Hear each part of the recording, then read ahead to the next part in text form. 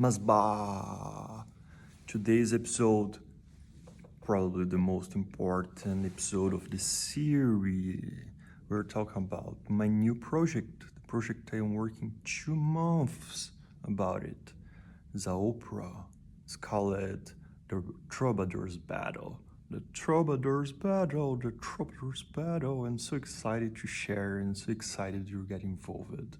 So, hit the like button below, hit all the buttons you need to, grab your coffee, and come to enjoy some conversation about operas.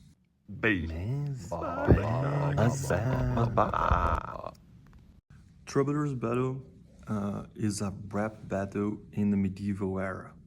Yes, many anachronisms here and there and everywhere, but also with some historical stuff. For the samples that I am using and composing myself, the beats and composing like the transitions, I'm using things Baroque modes, things modern rhythms that are common in Baroque era, and I also use a very lyrical theme for an aria. Is the only aria that I really have like a more romantic opera style. In general, I will going to use modern English and fast English and very vernacular in the 21st century. So yeah, it's about the culture of the MC, the master of ceremony, that's very old and have many ancestors all over the history. Since Homero telling his story in poems, yes, poets can be seen as MCs, as rappers as well. And this era, in the end, close the end of the really strict domain of the Catholic Church, we have this kind of Illuminism starting to come, where people don't need to go exactly with what the Pope says and have her stock of our minds to follow. Artistically, that's huge. That's the beginning of the Baroque. That's the beginning of vernacular music. The beginning of the professionalization in music, and also like when we start to considerate music that's not from the church. And there is a real movement called the Troubadours that comes in Italy, in German, in France, and that's come from way older. We can see the Celtics telling their myths and their legends by talking poems. We can see any traditions all over the world. Many of the traditions are oral. We are transmitting the knowledge by talking and not just by reading and writing. So when I moved to LA in 2022, was my first time real far from Brazil. And in that period, that era, I discovered the Batalha da Aldeia in São Paulo, which is a rap battle is really building a whole business and a whole craft in that era, and consolidate and professionalizing the scene of this repent, what we call when we have these rhetoric discussions in between. So it's very traditional between the tribes when you send someone to represent the whole gang to have a discussion and not kill everybody in this kind of stuff. But the rap battles, the Troubadour's battle that I am thinking and journaling here today with you guys is not necessarily about gangs and violence and this kind of thing. We're going to have scenes, many kinds of scenes trying to not give too much spoilers, but yeah, if you keep following my page, you're going to hear me talking and reflecting, and using this page to think about the process. So many anachronisms, because for example in the 1500s, in the 16th century, we don't have seconds, we don't have clocks. That's very contemporary stuff.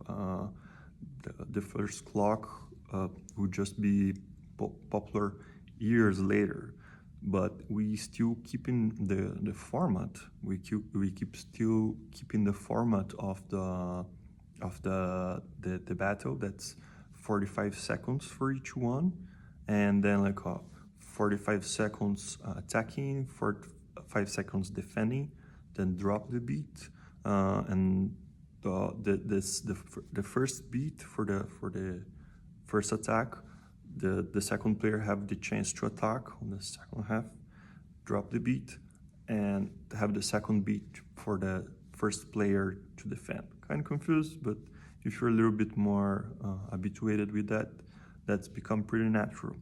So, for example, we're talking about, I'm trying to do kind of Baroque stuff. I know like 60th century is not exactly the Baroque yet.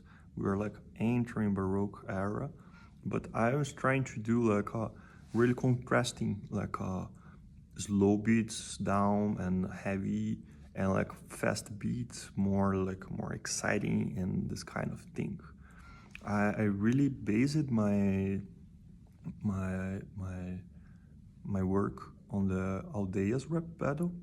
It's really important for me because when I come, I start looking for this rap battle. I never had contact in my life, and I fall in love for that because I really see that the jazz and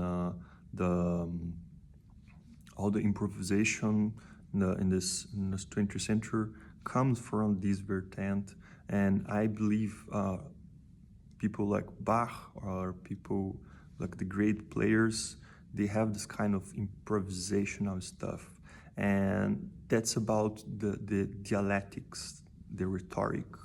When we talk a thing, and by being in a conversation, we start thinking differently and start changing our ideas.